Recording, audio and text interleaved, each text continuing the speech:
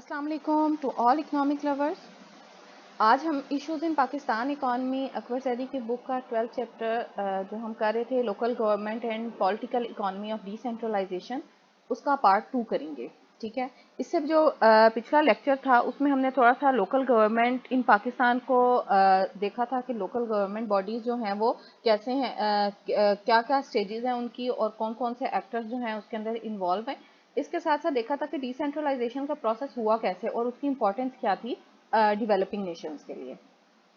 Start करते हैं आज का लेक्चर। ठीक है, इससे पहले हम 1960s को पढ़ चुके हैं कि 1960s में जब अयूब खान का टाइम था तो उसमें उसने जो रिफॉर्म्स लेके आया, ठीक है, उसकी वजह से बेसिकली डिसेंट्रलाइजेशन जो है वो स्टार्ट हुई। मिलिट्री गवर्नमेंट्स इतनी थी, ठीक है, पाकिस्तान के अंदर जितनी मिलिट्री गवर्नमेंट्स ने जितना अर्सा रूल किया उसमें डिसेंट्रलाइजेशन का प्रोसेस जो है वो स्पीडली हुआ। ठीक है, अब आज बात करते हैं 1980s और 90s की। ठीक है, अब जैसे ही मार्शल लॉ लगा, ठीक है, पहला तो हमने देख लिया अयूब खान का टाइम जो पीरियड था उसको तो हमने देखा था। ठीक है, जो सेकंड मार्शल लॉ लगा और जो थर्ड मार्शल लॉ लगा, ठीक है, उसके टाइम पे भी जो पॉलिटिकल एक्टिविटीज थी वो तकरीबन एंड हो गई थी। ठीक है, क्योंकि जब मार्शल लॉ लगता है तो जो आर्मी होती है वो फोर्स में आ जाती है, यानी वो उसकी पावर होती है। ठीक है, क्योंकि जो पॉलिटिकल जो सिस्टम होता है वो या पॉलिटिकल लीडर जो हैं वो अपने जो इंटरनल इश्यूज हैं या डोमेस्टिक प्रॉब्लम्स हैं वो उनको सॉर्ट आउट नहीं कर पा रहे होते, तो जो है मार्शल लॉ लगता है इकॉनमी के अंदर। अब जनरल ज़ियाउल हक जो थे उन्होंने उस टाइम पे प्रॉमिस किया कि वो 90 डेज के अंदर अंदर जो है वो इलेक्शन करवाएंगे। ठीक है, और इसके साथ साथ जो पॉलिटिकल पार्टीज थी उनको अलाउ किया ताकि वो अपनी कैंपेनिंग जो है का प्रोसेस जो है वो जारी रख सकते हैं। ठीक है, अच्छा, एग्जैक्टली जो 20 इयर्स थे बेसिक डेमोक्रेटिक ऑर्डिनेंस जो आया था 1959 के बाद, ठीक है, लोकल गवर्नमेंट ऑर्डिनेंस आया 1979 में। ठीक है, 1959 में बेसिक डेमोक्रेसी ऑर्डिनेंस जो है आया था और लोकल गवर्नमेंट ऑर्डिनेंस जो है वो 1979 में आया था। ठीक है, circulated and the elections were held to elect local councillors. ठीक है, अब 1979 में इलेक्शंस हुए, ठीक है, जिसमें लोकल काउंसलर्स जो थे उनको इलेक्ट किया जाना था। जिया जो था, जनरल ज़ियाउल हक जो थे उन्होंने कंबाइन किया पॉलिटिकल और पॉलिटिकल सेंट्रलाइजेशन को, ठीक है, in the hands of army, army के हैंड में at federal and provincial level with legitimization strategy. ठीक है, लेजिटिमाइजेशन स्ट्रेटजी के अकॉर्डिंगली उन्होंने क्या किया कि फेडरल और प्रोविंशियल लेवल के ऊपर भी जो आर्मी थी उसको उन्होंने कंबाइन करने की बेसिकली कोशिश की। 1995 से 1979 का जो 20 साल का अरसा है, ठीक है, बिकम इंक्रीजिंगली अर्बन। ठीक है, पाकिस्तान जो है वो रूरल से एक अर्बनाइजेशन की तरफ आने लग गया। ठीक है, रूरल अर्बन माइग्रेशन जो है उस टाइम पे बूम पे थी। ठीक है, लोग जो है वो अर्बन एरियाज की तरफ माइग्रेट कर रहे थे in search of better job opportunities और बेटर स्टैंडर्ड ऑफ लिविंग। ठीक है, not only in statistical terms, ये सिर्फ स्टैटिस्टिकल टर्म्स में यानी नंबर्स में अर्बनाइजेशन नहीं हो रही थी, बल्कि हम देख रहे थे कि लोगों का इन्फ्लुएंस जो है बढ़ता जा रहा है। जो बेसिकली कैपिटलिस्ट थे, जो कल्टीवेटर्स थे, ठीक है, जो लैंड ओनर्स थे, उनका इन्फ्लुएंस जो है पॉलिटिकल सिस्टम के अंदर भी इंक्रीज होता जा रहा है और कल्चरल लेवल के ऊपर भी बहुत ज़्यादा चेंजिंग आ रही थी, ट्रांसफॉर्मेशन हो रही थी बेसिकली इकोनॉमी के अंदर। ठीक है, सो कॉल्ड फ्यूडल एग्रीकेरियन जो सोशल और इकोनॉमिक स्ट्रक्चर्स थे, ठीक है, उन्हें अब इस टाइम पे एक पाथ मिल गया ताकि वो मॉडर्न कैपिटलिस्ट रिलेशंस को अडॉप्ट कर सकें ऑफ प्रोडक्शन एंड एक्सचेंज। ठीक है, यानी उससे पहले जो 1959 से पहले फ्यूडल सिस्टम था बेसिकली। ठीक है, फ्यूडलिस्ट जो थे लैंड ओनर्स जो थे उनके अंदर टेनेंट्स जो है वो काम करते थे। ठीक है, और उस तरीके का एक रूरल सिस्टम जो है वो चलता था, जो कि हमने एग्रीकल्चर सेक्टर के अंदर उसको डीपली कवर भी किया था।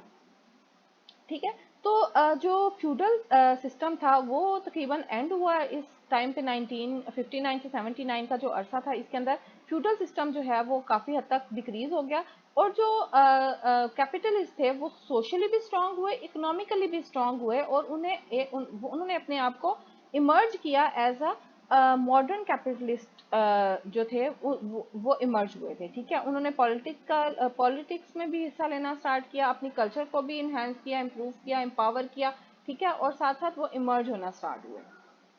1979 was the beginning of consolidation of middle class as a political and economic actor. ठीक है, तो हम कह सकते हैं कि 1979 में जो मिडिल क्लास थी, मिडिल क्लास के लोग थे, ठीक है, वो इमर्ज हुए एज अ पॉलिटिकल एक्टर्स और साथ साथ इकोनॉमिक एक्टर्स के तौर पे भी, ठीक है.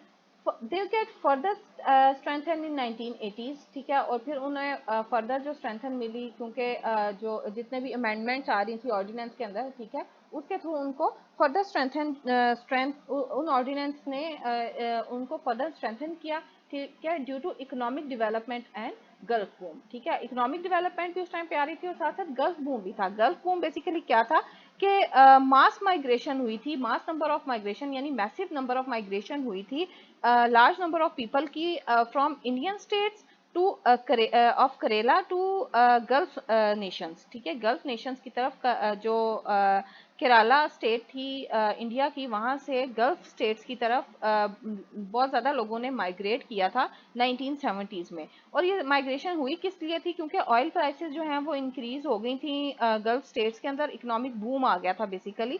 तो वहाँ पे लेबर की बहुत ज़्यादा ज़रूरत थी, लेबर की हाई डिमांड की वजह से लोग जो हैं वहाँ पे जॉब अपॉर्चुनिटीज़ की सर्च में शिफ्ट हुए थे. People understand the meaning of participation and democracy. अब इस टाइम पे 1979 और 80s के टाइम पे लोगों ने काफ़ी जो है अपने आप को स्ट्रेंथन किया और उन्हें बेसिकली पता चला कि डेमोक्रेसी का मतलब क्या होता है. ठीक है, अपनी आवाज़ किस तरह से उठाते हैं या अपने हक जो है हमारे पास कि हम जो for the people by the people, ठीक है, वो उसका हम किस तरीके से यूज़ कर सकते हैं, एक्चुअली उसका मीनिंग क्या है. ठीक है, now we need to understand local government ordinance. ठीक है, ये तो हमने सारा ऑर्डिनेंस से पहले और बाद की हमने थोड़ा सा उसको देख लिया कि क्या हालात थे, लोगों ने किस तरह से जो मिडिल क्लास है वो किस तरह से इमर्ज हुई विद ऑर्डिनेंस. ठीक है, सो अब देखते हैं कि ऑर्डिनेंस में था क्या, यानी ऑर्डिनेंस का स्ट्रक्चर बेसिकली क्या था. लोकल गवर्नमेंट ऑर्डिनेंस जो 1979 था उसमें अब जो अगर कॉन्स्टिट्यूशन देखा जाए 1973 का, ठीक है, तो उसमें क्या था कि allocation and functions of federal और प्रोविंशियल गवर्नमेंट जो थे वो क्लियरली स्पेसिफाइड थे. ठीक है, जो 1973 का जो कॉन्स्टिट्यूशन है जो कि अभी भी हम फॉलो करते हैं कंट्री के अंदर, ठीक है, उस कॉन्स्टिट्यूशन के अंदर जितनी भी फेडरल लेवल पे जो गवर्नमेंट है और जो प्रोविंशियल लेवल पे गवर्नमेंट है उसकी जितनी भी रिस्पॉन्सिबिलिटीज हैं, जितने भी फंक्शंस हैं, ठीक है, वो क्लियरली डिफाइंड है उस कॉन्स्टिट्यूशन के अंदर. ठीक है, लेकिन उसके अंदर इस कॉन्स्टिट्यूशन के अंदर जो लोकल बॉडीज यानी लोकल गवर्नमेंट थी, ठीक है, उसके बारे में कोई भी ज़्यादा उसके फंक्शंस जो हैं वो डिफाइन नहीं हुए हुए थे. So there are some functions exclusively for federal government, ठीक है, while other may perform by federal government और प्रोविंशियल गवर्नमेंट. अब कुछ ऐसे फंक्शंस होते हैं जो कि सिर्फ फेडरल गवर्नमेंट ही परफॉर्म करती है. ठीक है, फॉर एग्जांपल डिफेंस, डिफेंस का जो वो है वो सिर्फ फेडरल के पास है. ठीक है, लेकिन कुछ ऐसे फंक्शंस जो होते हैं वो जो फेडरल गवर्नमेंट भी परफॉर्म कर सकती है या फिर वो प्रोविंशियल गवर्नमेंट के हवाले कर दिए जाते हैं ताकि वो अपने प्रोविंसेस में वो फंक्शंस जो हैं वो बेटरली परफॉर्म कर सकें. फॉर एग्जांपल हेल्थ को इम्प्रूव करना, एजुकेशन लेवल को इम्प्रूव करना, पॉवर्टी को रिड्यूस करना. ठीक है, ये सारे फंक्शंस जो हैं ये प्रोविंशियल लेवल के ऊपर होते हैं. अब लोकल गवर्नमेंट जो है वो वर्क करती हैं under supervision of provincial government. ठीक है, लोकल गवर्नमेंट बॉडीज जो है बेसिकली वो सुपरविजन होती है प्रोविंशियल गवर्नमेंट की. ठीक है, और उसके अंडर जो है लोकल गवर्नमेंट जो है वो तश्कील दी जाती हैं और फिर वो अपने अपने काउंसिल्स का और अपने अपने जो उनके डिवीजन होते हैं, ठीक है, उनके काम जो है वो करती हैं. Provincial governments delegated some of its functions to local government. अब जो प्रोविंशियल गवर्नमेंट हैं, ठीक है, वो अपने कुछ जो फंक्शंस हैं वो लोकल गवर्नमेंट्स के अंदर डिस्ट्रीब्यूट कर देती हैं ताकि वो अपना बर्डन बेसिकली कम करती हैं. और अगर हमने ये डिसेंट्रलाइजेशन में देखा भी था कि जब इस तरह बर्डन को हम स्प्रेड करते हैं, ठीक है, तो इस तरह का जो स्पिल ओवर इफेक्ट आता है इससे, ठीक है, वो ज़्यादा बेहतर होता है क्योंकि जो उस एरिया का बंदा होता है, ठीक है, जो फॉर एग्जांपल काउंसलर है किसी भी एरिया का, ठीक है, वो बेहतर तरीके से उस एरिया के मसले को समझ सकेगा, उस एरिया को अंडरस्टैंड करता है क्योंकि वो खुद भी उस एरिया का रिहायशी होता है. ठीक है, सो वो उस एरिया के लोग और लोगों की अप्रोच भी उसके पास जो है आसानी होती है कि इजीली अप्रोच कर लेते हैं वो. उनको कोई भी प्रॉब्लम हो, अपनी कोई भी एप्लीकेशन लेके जानी हो तो वो उस जो काउंसलर है उसको अप्रोच कर सकते हैं, बजाय कि वो प्रोविंशियल हेड के पास जाएंगे या फिर वो जो है फार फ्लंग एरिया से मूव करके वहां तक आएंगे. ठीक है, अब जो लोकल गवर्नमेंट ऑर्डिनेंस है 1979 का was in operation in Punjab ठीक है। अब वो किन किन एरियाज में ऑपरेट कर रहा था? पंजाब में, सिंध में और NWF में, ठीक है।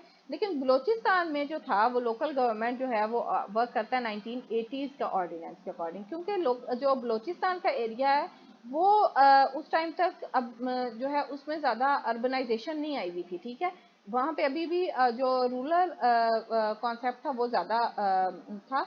इस वजह से वहाँ पे जो 1979 वाला लोकल गवर्नमेंट ऑर्डिनेंस था वो अभी भी इम्प्लीमेंट नहीं हुआ था। Under the ordinance urban areas have 4 levels, ठीक है। अब ऑर्डिनेंस का स्ट्रक्चर देखें अगर हम, तो उसके अंदर 4 लेवल्स हैं, ठीक है। 4 लेवल्स के अंदर क्या है? पहले म्यूनिसिपल गवर्नमेंट आती है, ठीक है। Sorry, 4 levels of municipal government हैं, ठीक है। 4 लेवल्स ऑफ म्यूनिसिपल गवर्नमेंट में कौन कौन सी चीज़ें आती हैं?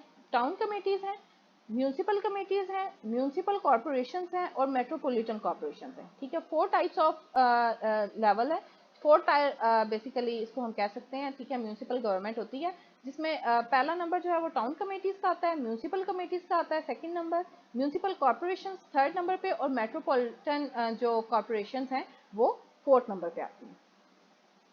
सीनियर ऑफिसर्स जो हैं इन काउंसल्स के, उनको इलेक्ट किया जाता है मेंबर ऑफ काउंसल्स के थ्रू, ठीक है। जितने भी काउंसिल के मेंबर्स हैं वो इनको इलेक्ट करते हैं और controlling authority was the elected house, ठीक है। और इन सबको कंट्रोल कौन करता है? जो इलेक्टेड हाउस होता है वो बेसिकली इन सबको कंट्रोल कर रहा होता है। There was 3 tier system of local government. अब तीन टायर जो लोकल गवर्नमेंट का सिस्टम है वो 3 टायर है, ठीक है। हमने म्यूनिसिपल का देखा 4 टायर, अब जो लोकल गवर्नमेंट है वो 3 टायर है। 3 टायर गवर्नमेंट में 3 टायर जो सिस्टम ऑपरेशन है इसमें रूरल एरियाज के अंदर, उसमें कौन कौन सा है? यूनियन काउंसिल्स आती हैं, ठीक है, तहसील्स आती हैं और डिस्ट्रिक्ट काउंसिल्स आती हैं, ठीक है।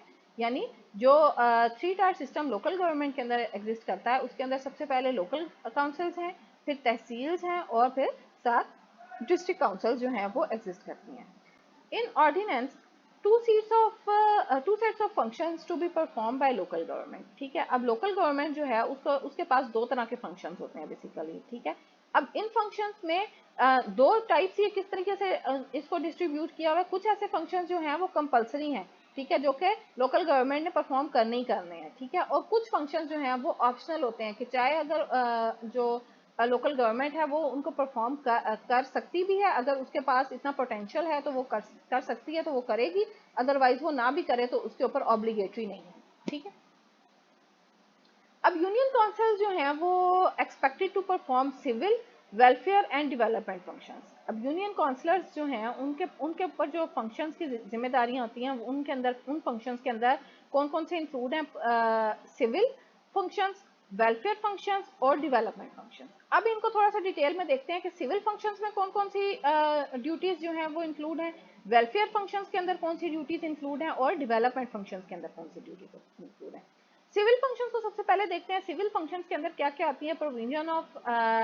Provision and maintenance of public ways, ठीक है। पब्लिक जो हाईवेज हैं, ठीक है, उनकी मेंटेनेंस और प्रोविजन दोनों बनाना भी और उनको मेंटेन करना, ये इसका फंक्शन आता है सिविल फंक्शन का, ठीक है। उसके अंदर दूसरे नंबर पे सैनिटेशन है, ठीक है। सैनिटेशन का प्रॉपर सिस्टम जो है वो होना चाहिए। स्लॉटरिंग ऑफ एनिमल्स का प्रॉपर एक सिस्टम होना चाहिए, प्रॉपर स्लॉटर हाउस होने चाहिए, ठीक है। और प्रॉपर एक निज़ाम होना चाहिए कि किस तरीके से स्लॉटिंग का प्रोसेस जो है वो होगा। Maintenance of wells and water pumps, ठीक है, यानी पानी की जो फैसिलिटी है, वाटर सप्लाई की फैसिलिटी है, वो उनका फंक्शन है बेसिकली। और साथ साथ relief measures for welfare and health, अगर कोई नेचुरल डिजास्टर आ जाता है, क्लाइमेटिक डिजास्टर आ जाता है, ठीक है, तो उस कंडीशन में भी रिलीफ मेजर्स प्रोवाइड करना और साथ साथ वेलफेयर, ताकि लोगों की वेलफेयर हो सके और उनको हेल्थ फैसिलिटीज़ जो है उस टाइम पे, रिलीफ टाइम पे हेल्थ फैसिलिटीज़ प्रोवाइड करना भी जो है वो सिविल फंक्शंस का एक हिस्सा है। नेक्स्ट देखते हैं डेवलपमेंट फंक्शंस। डेवलपमेंट फंक्शंस की अगर हम बात करें तो जो डेवलपमेंट फंक्शंस हैं काउंसिल के, उसके अंदर क्या क्या आता है कि measures to increase food production, ठीक है। अगर एग्रीकल्चरल एरिया है तो उसमें जो फूड की क्रॉप की प्रोडक्टिविटी हो रही है उसको इन्हांस करना, ठीक है, वो जिम्मेदारी है। इंडस्ट्री को इम्प्रूव करना, ठीक है, जो इंडस्ट्री के इश्यूज हैं या क्राइसिस में है इंडस्ट्री, ठीक है, उसको थोड़ा सा बेहतर बनाना और साथ साथ कम्युनिटी डेवलपमेंट को प्रमोट करना, यानी सोशल सर्विसेज बेसिकली प्रोवाइड करना। तीसरे नंबर पे जो district council had optional and compulsory functions, ठीक है। अब जो तीसरे नंबर डिस्ट्रिक्ट लेवल पे आ जाता है, ठीक है। उसमें ऑप्शनल फंक्शंस भी होते हैं कुछ और कंपलसरी फंक्शंस भी होते हैं, ठीक है। कंपलसरी फंक्शंस को देख लेते हैं कि कंपलसरी फंक्शंस के अंदर कौन कौन से इंक्लूड है। Provision and maintenance of roads, ठीक है, रोड्स की प्रोविजन भी और मेंटेनेंस भी। ब्रिजेस, ठीक है। Public hospitals, public buildings, water supply and school buildings, ठीक है। ये सारी जो रिस्पॉन्सिबिलिटीज हैं बेसिकली ये डिस्ट्रिक्ट गवर्नमेंट की होती हैं, डिस्ट्रिक्ट काउंसिल की होती हैं, ठीक है। अगर आपको कंटेंट अच्छा लगा हो तो वीडियो को लाइक करें, शेयर करें दूसरों के साथ, तो चैनल को सब्सक्राइब करें। और अगर कोई रेलिवेंट क्वेश्चन है आपका टॉपिक से रिलेटेड तो प्लीज़ कमेंट सेक्शन में ज़रूर लिखें। Happy learning.